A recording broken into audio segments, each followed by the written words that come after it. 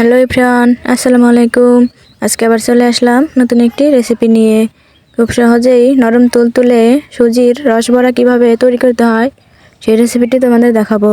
চলো তাহলে ভিডিওটি শুরু করা যাক।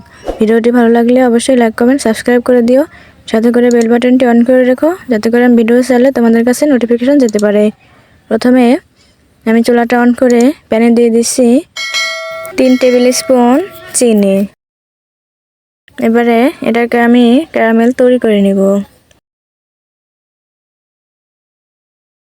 এই তো দেখতেই পাচ্ছেন আমার ক্যারামেলটা তৈরি হয়ে গেছে। এবার এর মধ্যে দিয়ে দিচ্ছি 3 কাপ দুধ। এই দুধটাকে অবশ্যই হালকা কুসুম গরম থাকতে থাকতে দিতে হবে, তা নাহলে কিন্তু ক্যারামেলটা জমাট বেঁধে যাবে। দিয়ে দিচ্ছি 1/3 কাপ চিনি আর দিয়ে দিচ্ছি 3টা এলাচ থেতো করে। এতে করে রস বড়ার ঘ্রাণটা অনেক ভালো আসে। বলক চলে আসা পর্যন্ত আমি এটাকে জাল করে নিচ্ছি। অবশ্যই এই কাজটা অনেক সময় ধরে করে নিতে হবে। অনেকক্ষণ ধরে জাল করলেই কিন্তু খেতে সুস্বাদু হয়। ঢাকনা দিয়ে ঢেকে একটা সাইডে রেখে দিচ্ছি। আবারও অন্য একটি প্যানে দিয়ে দিচ্ছি কিছুটা বাটার। বাটারটা গলে গেলে এর মধ্যে আমি দিয়ে দিব 1 কাপ সুজি।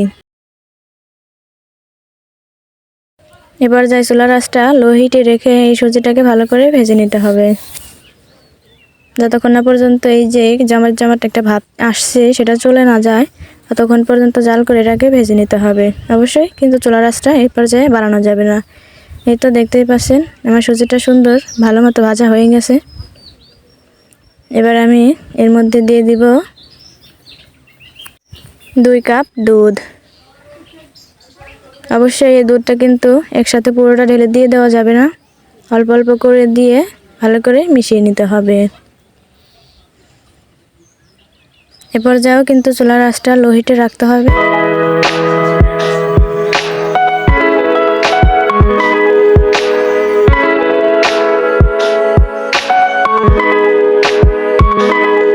দিয়ে দিচ্ছি 2 টেবিল স্পুন চিনি। চিনিটা আপনার যার যার স্বাদ মতো বাড়িয়ে কমিয়েও দিতে পারেন, তবে এই রেশিওটাও ফলো করে যদি আপনারা তৈরি করেন তাহলে খেতে একদমই পারফেক্ট হবে। চুলার আঁচটা লো হিটে রেখে ভালো করে নাড়াচাড়া করে আমি সুন্দর পারফেক্ট একটা ডো তৈরি করে নেব। যখন দেখবেন প্যান থেকে এরকম ছেড়ে ছেড়ে দিচ্ছে তখনই বুঝে নেবেন সুজির ডোটা তৈরি হয়ে গেছে। এই তো আমারটা হয়ে গেছে। এবার আমি নামিয়ে নিচ্ছি। এর মধ্যে দিয়ে দিচ্ছি 1/2 টিস্পুন বেকিং পাউডার। পাউডারটা দিয়ে ভালো করে আমি একটু মথে নিব।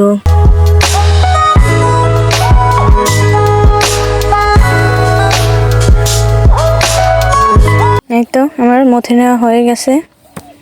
এবারে আমি বড়ার শেপ করে তৈরি করে নিব এগুলোকে। এবার যায় হাতে সামান্য একটু তেল ভরিয়ে নিলে কাজটা করতে সুবিধা হয়। এই তো দেখতেই পাচ্ছেন কিভাবে আমি বড়ার শেপটা দিয়ে নিচ্ছি। আপনারা চাইলে যে কোনো ধরনের শেপ দিয়ে কিন্তু এই বড়াগুলি তৈরি করে নিতে পারেন।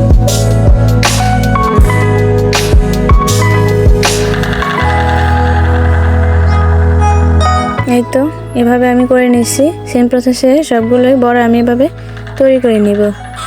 সবগুলো বড়া আমার তৈরি করা হয়ে গেছে। এবারে আমি এগুলোকে ভাজতে চলে যাব। চুলাটা অন করে প্যানে দিয়ে দিচ্ছি পরিমাণ মতো সয়াবিন তেল।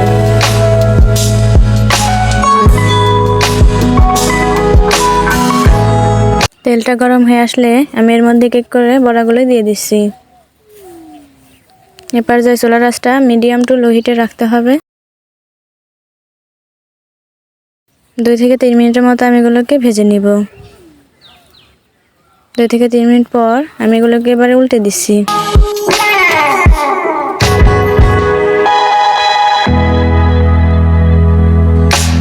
আবারও 2 থেকে 3 মিনিটের মতো ভেজে নিব।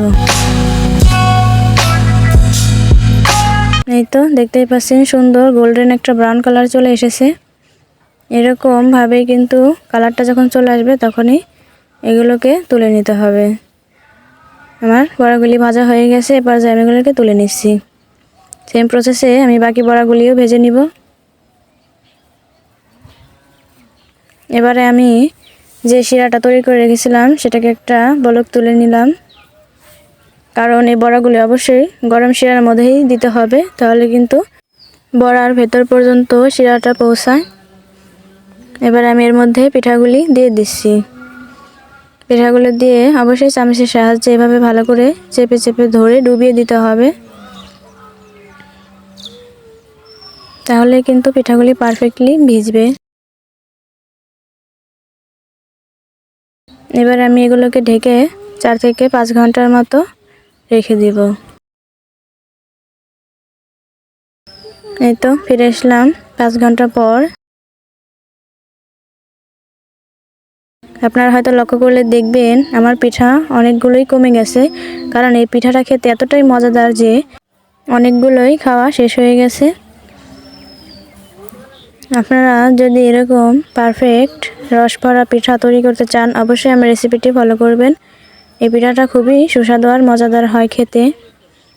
অতিথি আপ্যায়নে বা মিষ্টি ডেজার্ট হিসেবে আপনারা এই আইটেমটি তৈরি করে খেতে পারেন। আজকের আমার এই সুজির রস ভরা ভিডিওটি কেমন লাগলো অবশ্যই কমেন্ট করে জানাবেন। ভালো লাগলে বাড়িতে অবশ্যই একবার ট্রাই করে দেখবেন, সকলেরই খুব পছন্দ হবে। Thanks for watching my video.